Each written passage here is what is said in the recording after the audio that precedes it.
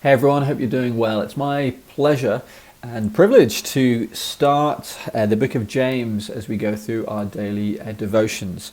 And James is actually a book that we're going to be getting into in more detail in 2022 in a preaching series that we're doing. So this is a bit of a taster of that, I suppose. It's a slightly unusual book in contrast to other New Testament books, in the sense of the way it approaches matters of faith and life and how to live in a way that follows Christ. And in some ways you can describe it as the sort of the Proverbs of the New Testament. It's sort of very direct. Speaks very much into how we should live, and almost it seems at the expense, and we'll get to, as you'll see, sometimes it seems in contradiction on the surface at least to maybe perhaps the letters of Paul that often would begin with sort of outlining sort of key aspects of doctrine before getting to the practicalities later on in the letter. Well, no, James, he goes straight in. He sort of outworks faith and following Jesus in the context of life. That is his approach. And that's what we see right at the beginning of this letter. At the beginning of chapter 1, we're looking at the first 18 verses there. And he's straight into, after a brief introduction, he's straight into talking about how to endure and persevere through trials and temptations. I'm sure there's lots in there that resonates with your experiences, certainly in the season that we have been going through, and perhaps if you're anything like me, hitting this autumn term and there's lots of busyness and the sense of trial in terms of lots going on, trying to keep up, recognizing that each of us probably individually are not operating at capacity because of the pandemic that's going on, because of the amount of change that there is, and in almost every aspect of life. It can be an overwhelming and even wearying time. Well, fortunately for us, James speaks right into that. And what he's presenting here is something of a positive vision of navigating through trials and temptations, which just in and of itself is quite a countercultural way to approach this whole topic.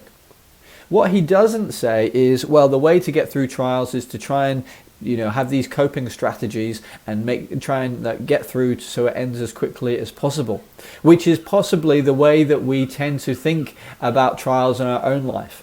We kind of think of them, well, this is tough right now, but it's going to end soon, and we look forward to when we get through to the other side of a trial and to when things are more comfortable for us. And that's partly, I think, because we live in a time and age that elevates our own personal sense of well-being, and there's something that's not part of that that's not necessarily wrong, but we look to our own comfort as a sign of things that are going well, and things are healthy when they're easy and nice for us, and so we tend to think about our life in those terms. Well, just that's where we want to be, so let's try and get there as quickly as possible. But very contrary to that, James presents a different picture entirely. He's actually presenting navigating through trials in of themselves as a positive thing that can be healthy and helpful for us. And it actually brings us closer to God. He's presenting something that's positive even in the context of trials, temptations and suffering. And really what he's describing here, he is describing faith. He's actually saying, when you endure trials, count it joy.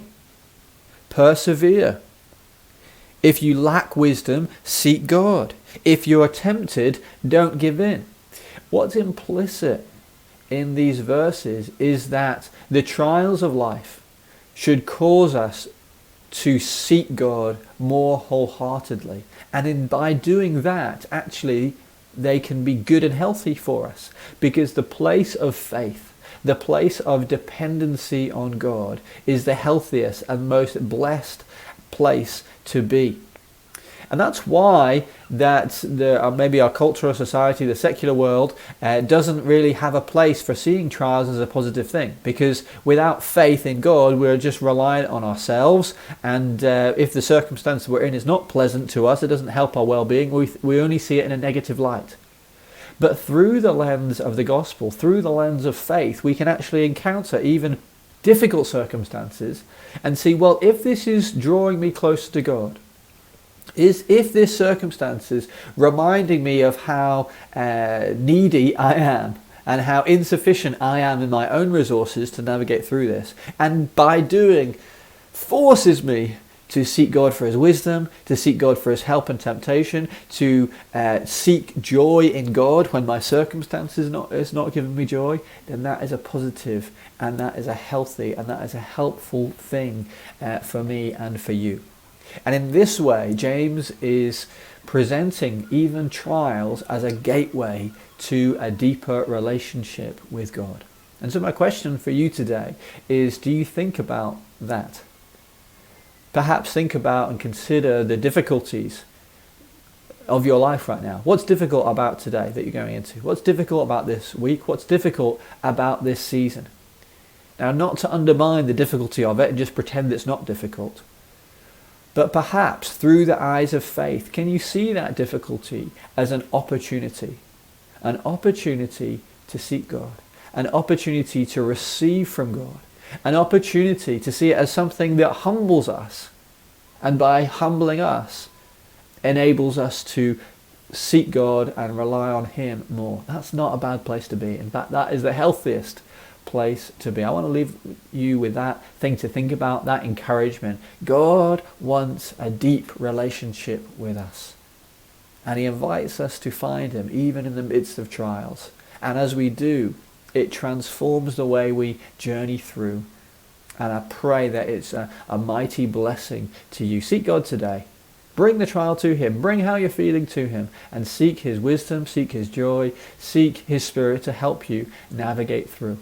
God bless. Speak soon.